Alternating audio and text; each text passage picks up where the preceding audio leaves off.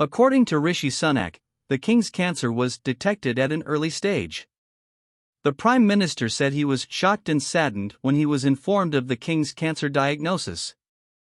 "All our thoughts are with him and his family," he said. Fortunately, it was discovered early on. Mr. Sunak said governance would continue as normal and that he was in regular contact with the king. According to the palace, the 75-year-old monarch will have to postpone or modify upcoming public events following his diagnosis. His Majesty would like to apologize to anyone who may be disappointed or inconvenienced by this, said a statement released on behalf of the king. The king remains entirely positive about his treatment for cancer and hopes to return to full public activity as soon as possible, Buckingham Palace added.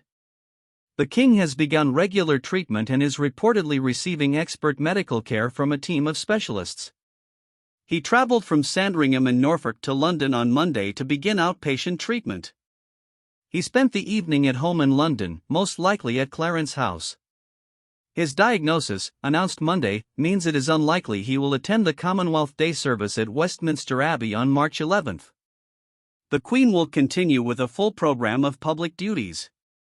The king called both of his sons, William and Harry, as well as his siblings, the royal princess, the Duke of York and the Duke of Edinburgh, to tell them the news before it was announced publicly. Other members of the royal family, including the Prince of Wales, may take on some additional duties on behalf of the king during his treatment. However, it is understood that these duties will not be related to the king's constitutional role and the monarch will continue to receive and review important documents in the red boxes used by the monarch and government ministers. The king is expected to continue weekly audiences with the Prime Minister during his treatment, although these may be held remotely if medics advise him to reduce personal contact.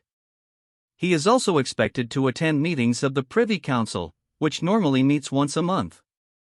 Royal historian and author Kate Williams told Sky News that the diagnosis will be difficult for the royal. Charles is often one of the hardest working members of the royal family, who has lots of commitments, lots of activities, lots of charities, she said. "I think it's obviously going to be hard for him because he won't be able to do it and we don't know for how long." It comes after it was announced that the king had been diagnosed with a form of cancer, which was discovered while the monarch was in hospital for treatment of an enlarged prostate. Although the palace did not specify the type of cancer, they said it was not prostate cancer and called it a second disease. A palace spokesman said, His Majesty was treated for a benign enlargement of the prostate. It was during this intervention that a separate